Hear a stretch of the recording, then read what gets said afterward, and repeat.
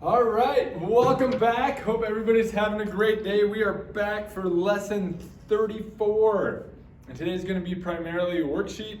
I'm just going to be doing a little bit of quick review on the momentum equations. I know everything works out. I do have almost all of your celebrations of knowledge graded at this point. You can see those grades on Canvas. You guys did an excellent job.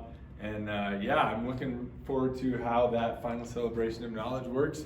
Looks like all the uploading of files and pictures and everything else worked on Canvas, so I really do appreciate everybody bearing with us through this time of crisis.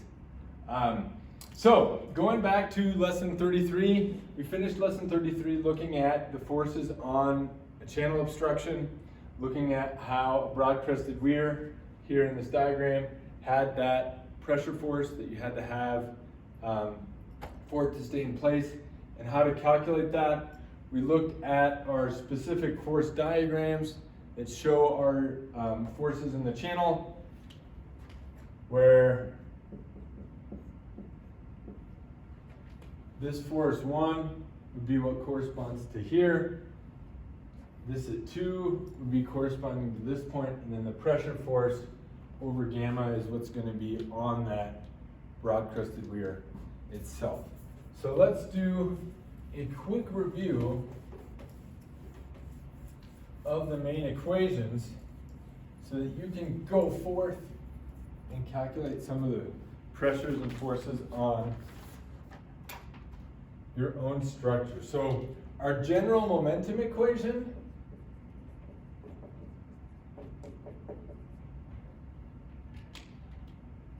looked like this. So it was Q squared over G A1 plus A1 Y bar 1, and that had to be equal to Q squared G A2 plus A2 Y bar 2.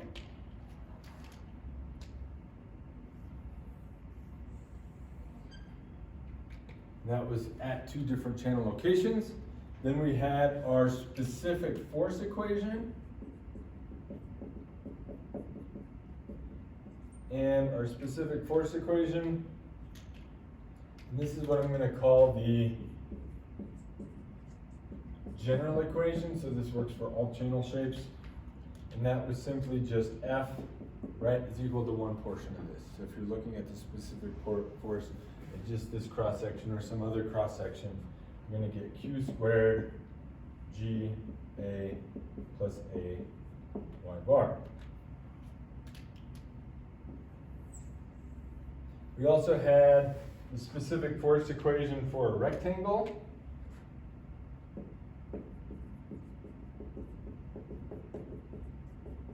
This is for a rectangular channel. I'm going to put that right here. Our specific force for the rectangular channel was F is equal to B little q squared over GY plus BY squared over 2.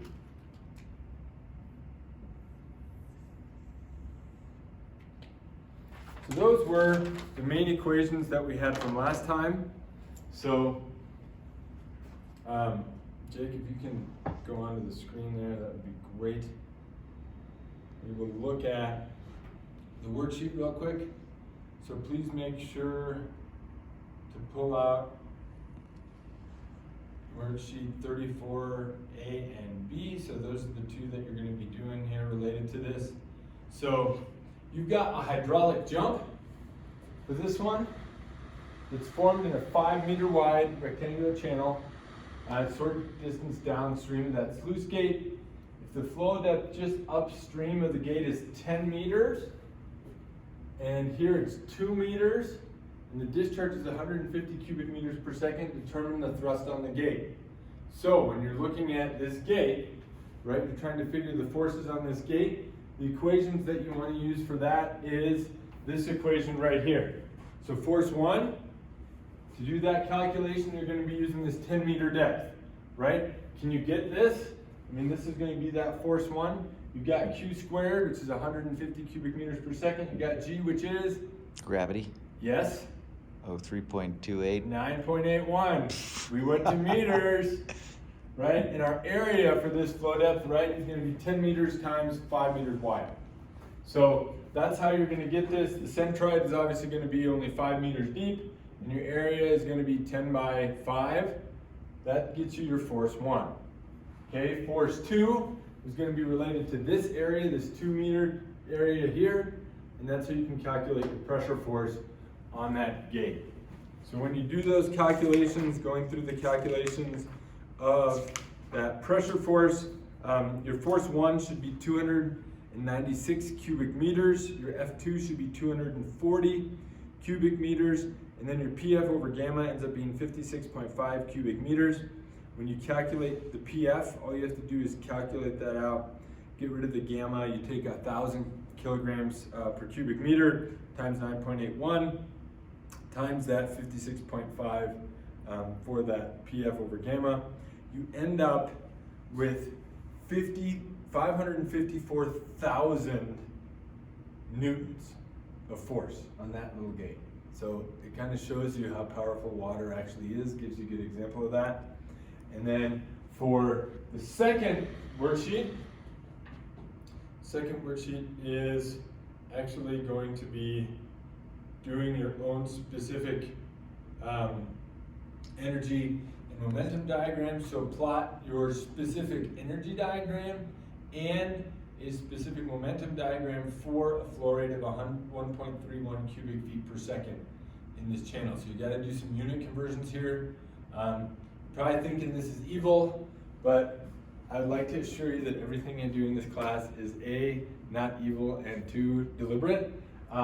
Because, believe it or not, this little part, the Q is 1.31 CFS and the 30 centimeters and the 75 centimeter channel, that actually came from a PE review book.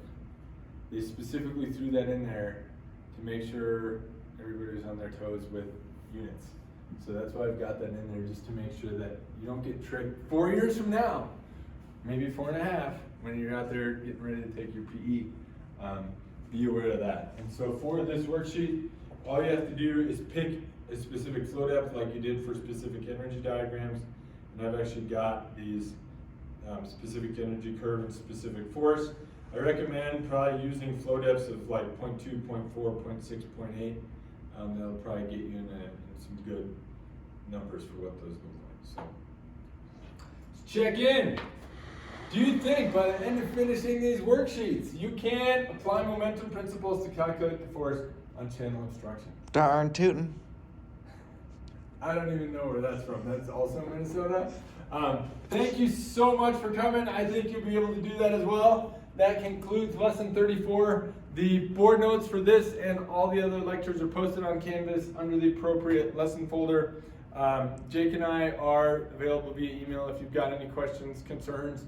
The snide remarks, we'll do those in person later. Have yourselves a wonderful rest of your day, and we'll see you back here for lesson 35, which is hydraulic jumps.